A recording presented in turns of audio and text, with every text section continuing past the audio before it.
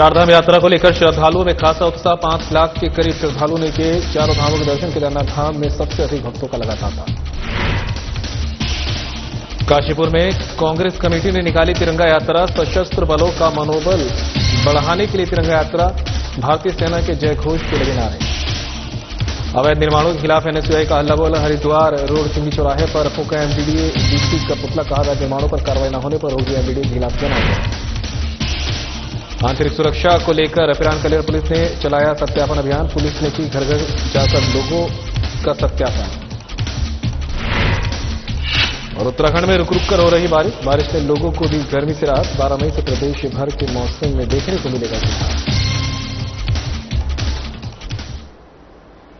नमस्कार, उत्तराखंड की खबरें लेकर मैं हूं आपके साथ संदीप निरंजन सरकार। और अब खबरों का रुख कर लेते हैं। काशीपुर में कांग्रेस कमेटी ने सशस्त्र बलों के मनोबल को बढ़ाने के लिए तिरंगा यात्रा निकाली। ये यात्रा मोहल्ला किला से शुरू होकर महाराणा प्रताप चौक पर समाप्त हुई। इस दौरान उन्होंने भारतीय सेना के जय जय घोष और जय जवान जय हिंदुस्तान के नारे लगाकर सेना का सम्मान बढ़ाने का काम किया। वहीं कांग्रेस महानगर अध्यक्ष मुशर्रफ हुसैन ने कहा कि भारत के वीर जवानों के सम्मान में कांग्रेस ने तिरंगा यात्रा निकाली है। उन्होंने कहा कि कांग्रेस पार्टी आतंकवादियों के खिलाफ लड़ाई में केंद्र सरकार के साथ है। हमारी सेना आतंकवादियों को जड़ से उखाड़ने का काम कर रही है, जिसमें हम उनके साथ हैं।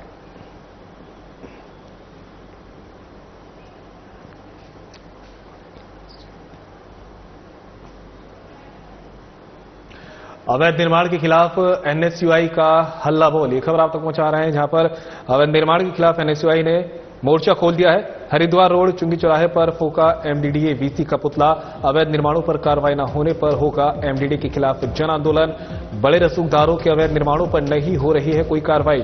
अवैध निर्माणों पर एमडीडीए में लगातार हो रही है शिकायत। अवैध निर्माणकर्ता बड़े अधिकारियों के नाम पर छोटे अधिकारियों को दे रहे हैं दोष। ऋषिकेश में कई जगह चल रहे हैं अवैध निर्माण। अवैध निर्माणों पर जल्द ही बड़ी कार्रवाई नहीं तो उच्च न्यायालय की शरण में।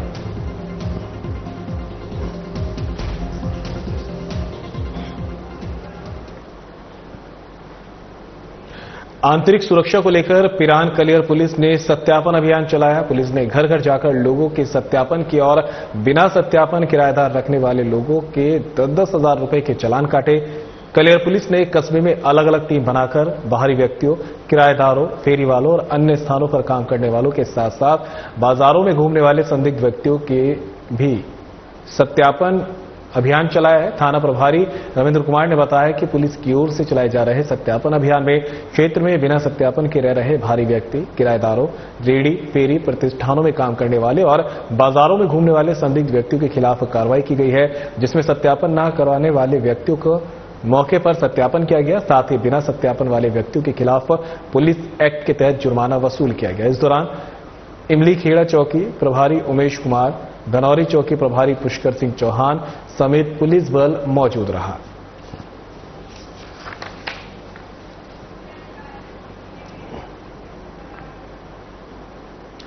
एसएसपी प्रमेंद्र डोभाल द्वारा चलाए जा रहे अभियान के अनुपालन में वारंटियों के विरुद्ध लगातार जनपद में दबिश देकर ताबड़तोड़ कार्रवाई की जा रही है। इसी क्रम में पिरान कलियर पुलिस टीम ने अलग अलग मामलों में काफी समय से फरार चल रहे वांछित वारंटियों को गिरफ्तार किया है। पकड़े जाने वाले वारंटियों का नाम शुभम, मोनू, इलमचंद और आमिर है। गिरफ्तार वारंटियों को न्यायालय में पेश कर कोर्ट के आदेश पर जेल भेज दिया गया है।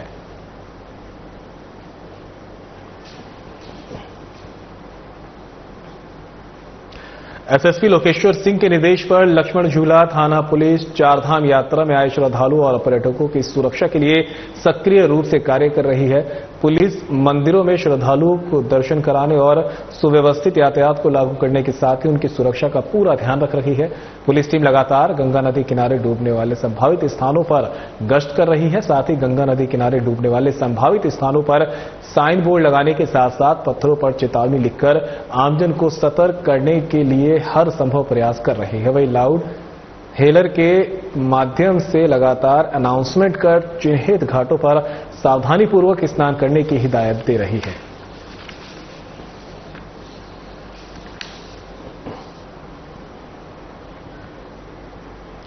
एसएसपी अल्मोड़ा देवेंद्र पिंचा की मुहिम के चलते साइबर सिक्योरिटी ड्राइव का क्रियान्वयन किया गया। थाना स्लट ने ग्रामीण क्षेत्रों में वरिष्ठ नागरिकों को साइबर सुरक्षा उपायों की जानकारी दी। पुलिस टीम के अनुसार वरिष्ठ जन काफी संख्या में डिजिटल अरेस्ट और साइबर ठगी के जाल में फंस रहे हैं, जिसके दृष्टिगत एसएसपी अल्मोड़ा देवेंद्र पिंचा द्वारा पहल करते हुए नगर, कस्बा और ग्रामीण क्षेत्रों में वरिष्ठ नागरिकों को साइबर अपराधों से बचाव के बारे में जागरूक करने के लिए समस्त थाना प्रभारियों को निर्देशित किया गया। इसी क्रम में थानाध्यक्ष प्रमोद पाठक के नेतृत्व में सल्ट पुलिस टीम द्वारा ग्रामीण क्षेत्र के वरिष्ठ जनों को साइबर अपराधों जैसे digital arrest, OTP scam, ATM fraud, अनजान लिंक फिक्सिंग की आदि के बारे में विस्तारपूर्वक जानकारी देकर बचाव के उपाय और हेल्पलाइन नंबर 1930 के बारे में जानकारी दी गई। वहीं पुलिस टीम ने वरिष्ठ जनों से किसी भी तरह की साइबर धोखाधड़ी होने पर पुलिस से संपर्क करने की अपील की है। साइबर फ्रॉड आपको पता ही है किस तरीके से फ्रॉड हो रहे हैं, इसके विषय में जानकारी।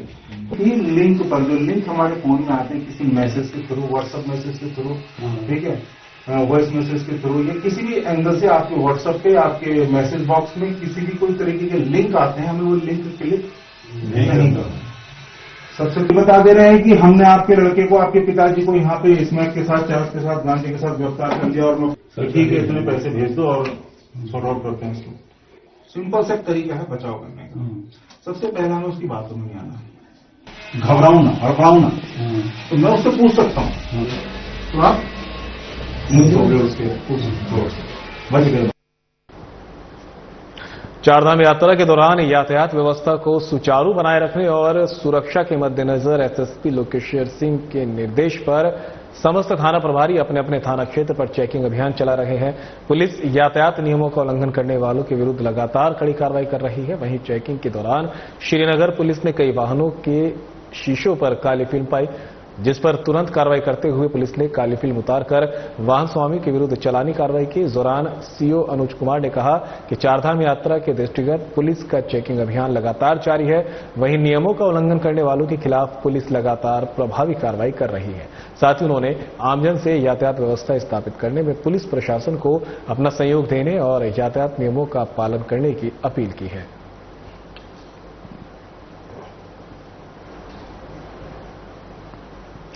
हरिद्वार से एक दिल दहला देने वाली घटना सामने आई है, जहां एक दंपत्ति ने वंदे भारत एक्सप्रेस ट्रेन के सामने कूदकर अपनी जान दे दी है। भगत सिंह चौक और सेक्टर 2 बैरियर के बीच रेलवे ट्रैक के पास हुई एक महिला और पुरुष के क्षत विक्षत शव मिलने से सनसनी फैल गई। प्रत्यक्षदर्शियों के अनुसार महिला और पुरुष काफी देर से रेलवे ट्रैक के पास टहलते देखे जा रहे थे। जैसे ही सामने की ओर से आ रही Vande Bharat express train sector 2 के नजदीक पहुंची तो दोनों अचानक ट्रेन पर कूद गए। ट्रेन की चपेट में आने से दोनों की मौत मौके पर ही हो गई। स्थानीय लोगों ने पटरी पर शव देखे और तुरंत पुलिस को सूचना दी। घटना की सूचना मिलते ही जीआरपी पुलिस मौके पर पहुंची। मृतकों के शवों को कब्जे में लेकर पोस्टमार्टम के लिए जिला अस्पताल भिजवाया गया। मौके से कोई सुसाइड नोट बरामद न होने के चलते आत्महत्या के पीछे के कारण का फिलहाल पता नहीं चल पाया है। मौके पर पहुंचे एसपी सिटी पंकज गैरोला, ज्वालापुर कोतवाली प्रभारी अमरजीत सिंह और जीआरपी थाना प्रभारी अनुज सिंह ने घटनास्थल का निरीक्षण कर जरूरी साक्ष्य जुटाए। एसपी सिटी पंकज गैरोला ने बताया कि मृतक महिला और पुरुष की पहचान अभी नहीं हो पाई है। उनके शिनाख्त करने के प्रयास किए जा रहे हैं। आसपास के सीसीटीवी फुटेज भी खंगाले जा रहे हैं ताकि ये पता चल सके कि दोनों कहां से आए थे और किस उद्देश्य से ट्रैक के पास पहुंचे थे।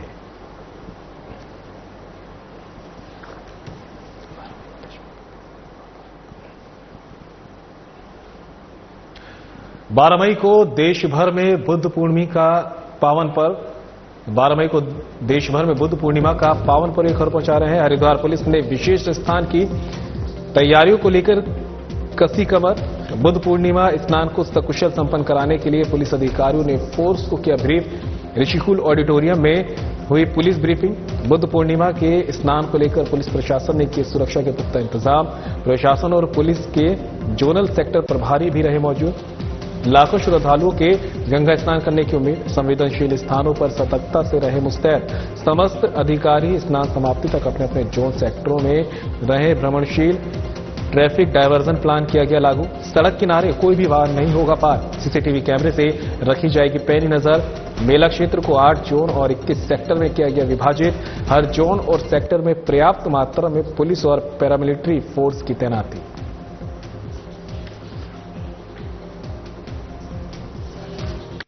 कल बुद्ध पूर्णिमा के स्नान के उपलक्ष्य में पूरे शहर को हमने 8 सेक्टर और 8 जोन और 21 सेक्टर में बांटा है, जिसमें हमने सही ड्यूटियां लगा दी है अलग अलग शिफ्ट में। हम अपने ब्रीफिंग में भी सुना है, हमने जो हमारे सीमा पे टेंशन चल रही है उसको लेके भी सबको ब्रीफ किया है और सचेत रहने के लिए उचित दिशा निर्देश दिए हैं और साथ में ड्यूटी को सही तरीके से निभाने के लिए भी उचित दिशा निर्देश दिए हैं। आपने देखा है सीएपीएफ भी है यहाँ पे, सीएपीएफ को भी उसी तरीके से हमने ब्रीफ किया है, जिससे कि बहुत अच्छी तरीके से हमारा स्नान सकुशल संपन्न हो जाए और साथ में जो चारधाम यात्रा है उसको भी हमने कंसिडर करके और उसी हिसाब से ड्यूटियां लगाई है ताकि चारधाम यात्रा भी सकुशल रहे और साथ में स्नान भी बहुत अच्छे से संपन्न हो जाए। जान से निजात हमने इसके लिए उचित ट्रैफिक व्यवस्था की है, जिसमें हमने पार्किंग, डाइवर्जन, रूट सारे प्लान है और उनसे सभी को अवगत भी कराया है। आपने ब्रीफिंग में भी देखा है कि हमने बहुत अच्छे से डिटेल में सबको बताया है कि हाईवे के लिए क्या प्लान है, अलग अलग जोन और सेक्टर के हिसाब से भी हमने प्लान बताया है, ट्रैफिक का, पार्किंग का, कब हमें डाइवर्जन करना है, किस हिसाब से कम्युनिकेशन रखना है। हमने सभी बहुत डिटेल में गहनता से सबको बताया है और अवगत कराया है। बहुत महत्वपूर्ण। अभी जैसे हालात है उसमें एग्जैक्ट नंबर बताना थोड़ा मुश्किल है, लेकिन फिर भी जितने अनुमान से हम बता पा रहे हैं वो पहले से ज़्यादा ही भीड़ आएगी और हमने तैयारियां उससे लगभग 1.5 गुना के हिसाब से ही की है। तो वहीं उत्तराखंड में रुक रुक कर हो रही है बारिश ने लोगों को गर्मी से दी राहत। मौसम विभाग ने जारी किया पूर्वानुमान, आंधी, तेज बारिश और तूफान का येलो अलर्ट जारी। पहाड़ से लेकर मैदानी क्षेत्र के कुछ इलाकों में बारिश की संभावना। 12 मई से प्रदेश भर के मौसम में देखने को मिलेगा सुधार। मौसम खुलने से तापमान में दर्ज होगी बढ़ोतरी।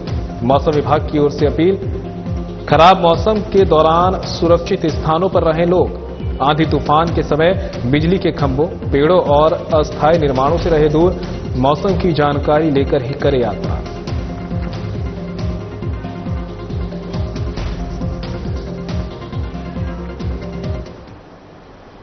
तो वहीं चारधाम यात्रा को लेकर श्रद्धालुओं में खासा उत्साह। 5 लाख के करीब श्रद्धालुओं ने किए चारों धामों में भगवान के दर्शन। काफी संख्या में चारों धामों में भगवान के दर्शन करने पहुंच रहे श्रद्धालु। केदारनाथ धाम में सबसे अधिक भक्तों का लगा तांता। बाबा केदार के दर्शन के लिए कोने कोने से पहुंच रहे श्रद्धालु। अब तक 2,06,000 श्रद्धालु ने किए बाबा केदार के दर्शन। 1 लाख से अधिक श्रद्धालु ने किए मां यमुना के दर्शन। 84,385 श्रद्धालु मां गंगा की ले चुके हैं आशीर्वाद। 1 लाख से अधिक श्रद्धालुओं ने किए भगवान बद्री विशाल के दर्शन। यात्रा को सरल और सुगम बनाने के लिए सरकार ने किए हैं पुख्ता इंतजाम। बिना पंजीकरण के श्रद्धालुओं नहीं जा पाएंगे चारधाम यात्रा पर। चारों धामों में श्रद्धालुओं का पंजीकरण कराना अनिवार्य है। चारों धाम यात्रा की आला अधिकारी कर रहे हैं मॉनिटरिंग। धामों में धार्मिक पवित्रता बनाने के लिए नशेड़ियों पर हो रही कड़ी कार्रवाई। गुरुद्वारा श्री हेमकुंड साहिब ऋषिकेश से 22 मई को सीएम धामी और राज्यपाल गुरमीत सिंह पहले जत्थे को करेंगे रवाना।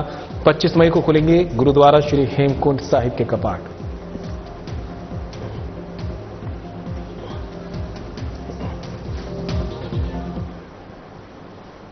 खबर पर ज्यादा जानकारी के लिए उत्तराखंड से हमारे ब्यूरो चीफ कमल शर्मा हमारे साथ जुड़ गए हैं। कमल, श्रद्धालुओं में चारधाम यात्रा को लेकर काफी उत्साह देखा जा रहा है और इसका अंदाजा इस बात से लगाया जा सकता है कि अभी तक चारों धामों में 5 लाख से ज्यादा श्रद्धालु दर्शन भी कर चुके हैं। हाँ संदीप, बिल्कुल कहें सबसे ज्यादा बाबा केदार के द्वार पर यहाँ पर श्रद्धालु पहुंचे और सबसे बड़ी बात हम कहें तो पिछले लगभग 1 हफ्ते की अगर हम बात करें पिछले, तो कहीं ना कहीं जो भारत और पाकिस्तान के बीच में जो तनाव चल रहा था उसके बीच में यहाँ में देखा कि एकदम श्रद्धालुओं की संख्या घटी थी।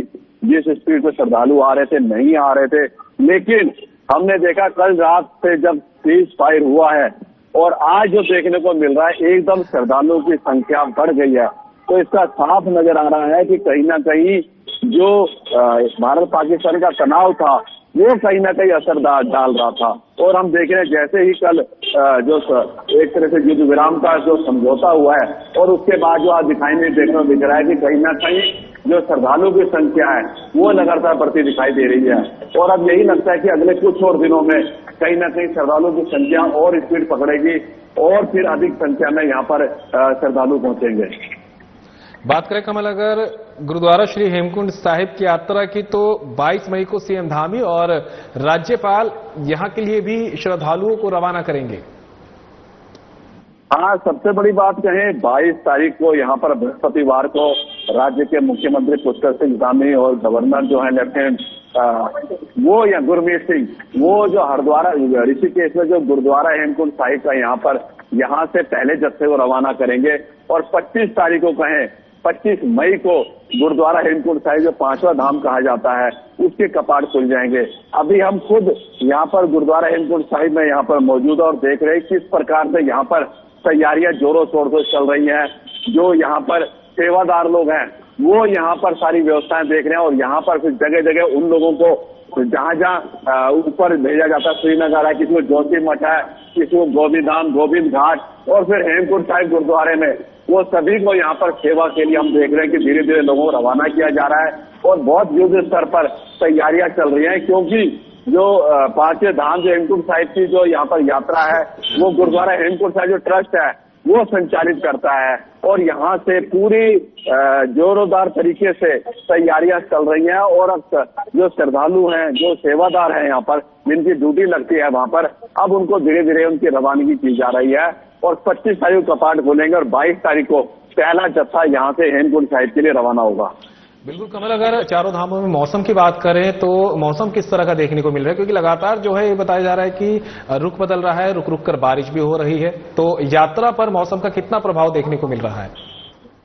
हाँ, कहीं ना कहीं जो लगातार हम बात करें मौसम की बात करें कहीं ना कहीं ये भी बन रहा है। पिछले कई दिनों से लगातार जो मौसम है वो कहीं ना कहीं ऑस्ट्रेलिया से खेल रहा है। कई बार हम देख रहे हैं कि लगातार आज तो मौसम फिर भी ठीक है, लेकिन कल और परसों की अगर हम बात करें तो डेली शाम को लगभग 4 बजे के बाद लगातार मौसम खराब हो रहा था और भारी संख्या में हम देख रहे थे भारी जोरदार यहाँ पर बारिश हो रही थी और कहीं ना कहीं वो भी हो रहा था क्योंकि लगातार ये कहा जा रहा था कि जिला प्रशासन द्वारा शव यात्रा द्वारा कि जो भी यहाँ पर आए पहले मौसम की जानकारी ले और गर्म कपड़े लेके जो आए क्योंकि मौसम कभी भी खराब हो सकता है और जो आपकी रूटीन की दवाइयां हैं वो भी साथ लेके आए। पर मौसम की जानकारी के बिना आज एकदम यात्रा ना करें, ऐसी जगह रहे जहां आपको सुरक्षित रहे और आप एक खाने पीने की व्यवस्था भी हो सके।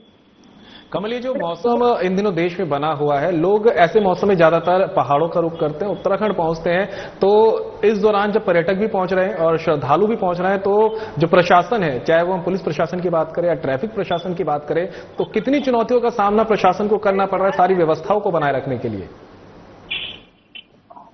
संदीप, जब यात्रा है क्योंकि यहाँ का मुख्य व्यवसाय जो है इस यात्रा से ही लोगों का चलता है और मैंने कहा ना भी पिछले दिनों जब यात्रा कम है अभी स्थिति में नहीं आई, जो भारत पाक का चुनाव था तो कहीं ना कहीं लोगों को भी ऐसा महसूस हुआ कि इस बार यात्रा कहीं ना कहीं अगर लड़ाई ज्यादा बढ़ गई तो यात्रा हमारी फेल ना हो जाए, हमारी आजीविका को बड़ा नुकसान होगा। लेकिन कल जिस प्रकार से हम देख रहे थे समझौता होगा, युद्ध विराम हो गया, उसके बाद कहीं ना कहीं आवक बढ़ी है और जो यहाँ के व्यवसायी हैं उनके चेहरे भी खिले दिखाई दिए हैं कि अब वो स्थिति नहीं है, अब धीरे धीरे यात्रा बढ़ेगी। तो इसके लिए सरकार पिछले कई महीनों से पहले ही तैयारियां शुरू कर देती है और इस बार काफी पुख्ता इंतजाम किए गए हैं क्योंकि पिछली बार हम देखा गया कहीं ना कहीं काफी दिक्कतों का सामना करना पड़े, कई व्यवस्थाएं भी नहीं हो पाई थी। लेकिन इस बार सरकार ने और जिला प्रशासन ने मिलकर क्या मुख्यमंत्री इसकी लगातार मॉनिटरिंग कर रहे थे और इस बार यात्राओं का उचित प्रबंध किया गया है और मुझे लगता है कि जब ज्यादा संख्या बढ़ेगी भी तब भी ऐसी व्यवस्थाएं की गई है कि किसी श्रद्धालु को दिक्कत का सामना नहीं करना पड़ेगा। कमल, काफी श्रद्धालु ऐसे भी होते हैं जो चारधाम यात्रा पर पहली बार जाते हैं, जिनको जानकारी होती है कि वो लोग पहले ऑनलाइन रजिस्ट्रेशन कर सके, लेकिन कुछ श्रद्धालु ऐसे भी होते हैं जिनको इस बारे में नहीं पता होता। तो जो श्रद्धालु पहुंच जाते हैं वो अपना ऑफलाइन रजिस्ट्रेशन कहां पे कराए, क्योंकि अभी यात्रा की शुरुआत भी है अभी, ऐसे में इन श्रद्धालु को कहां पर अपना ऑफलाइन रजिस्ट्रेशन करवा लेना चाहिए? बिल्कुल, यहाँ पर एक ट्रांजिट कैंप बनाया गया ऋषिकेश में, ये व्यवस्था रखी गई है। तो वहां पर पंजीकरण की व्यवस्था है, ऑफलाइन ऑनलाइन तो आप कहीं भी करा सकते हैं वैसे में, लेकिन ऑफलाइन की व्यवस्था भी वहां पर रखी गई है। तो कुल मिला के कहीं ना कहीं ये सारी व्यवस्थाएं जो ट्रांजिट कैंप यहाँ पर बनाया गया और भी अलग अलग सेंटर, हरिद्वार की बात करें, ऋषिकेश की बात करें, हरबटपुर की बात करें और भी अन्य स्थानों में ये व्यवस्था रखी गई है कि यहाँ पर हर जगह रजिस्ट्रेशन हो रहे हैं, किसी प्रकार के काउंटर खोले गए हैं, कहीं भी काउंटर में कहीं भी रजिस्ट्रेशन अभी तक। तमाम जानकारी के लिए आपका बहुत बहुत शुक्रिया। और फिलहाल इस बुलेटिन में मेरे साथ इतना ही, लेकिन जाते जाते आपको हरिद्वार की हर की पौड़ी लिए चलते हैं जहां पर गंगा आरती का सीधा प्रसारण जारी है।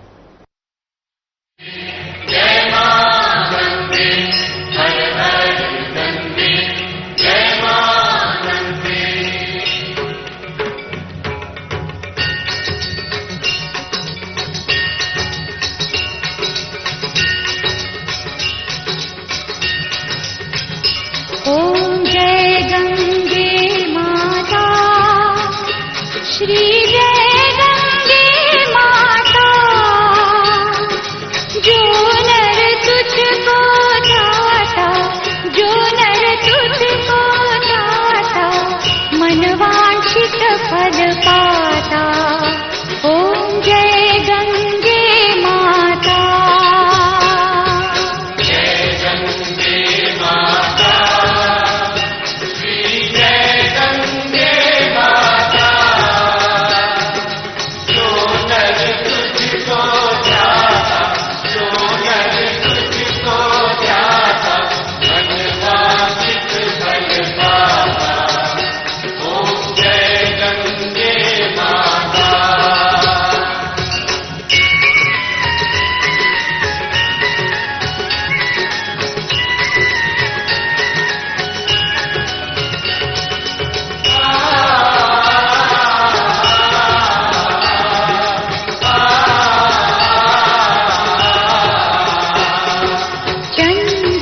ज्योत तुम्हारी जल निर्मल आता,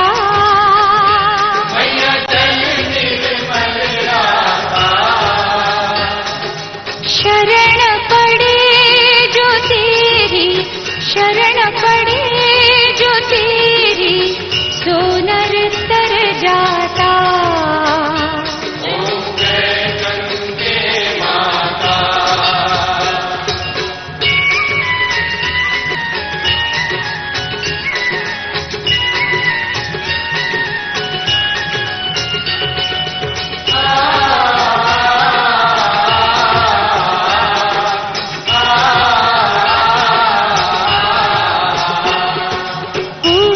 सगर के पारे सब जग को ज्ञाता, सब जग को ज्ञाता, कृपा दृष्टि तुम्हारी, कृपा दृष्टि तुम्हारी, त्रिभुवन सुखदाता।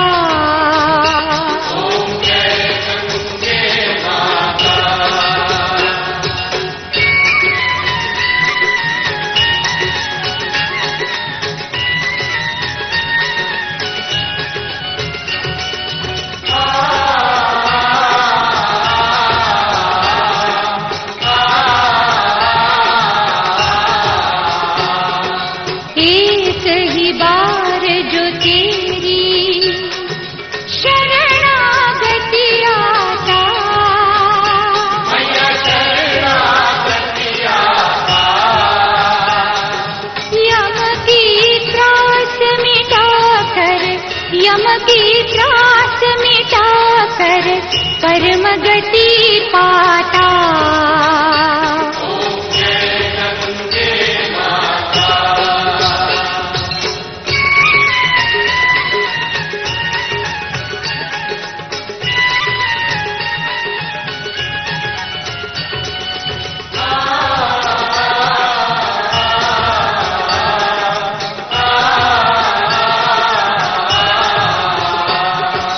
आरती मात तुम्हारी जो जन नित गाता,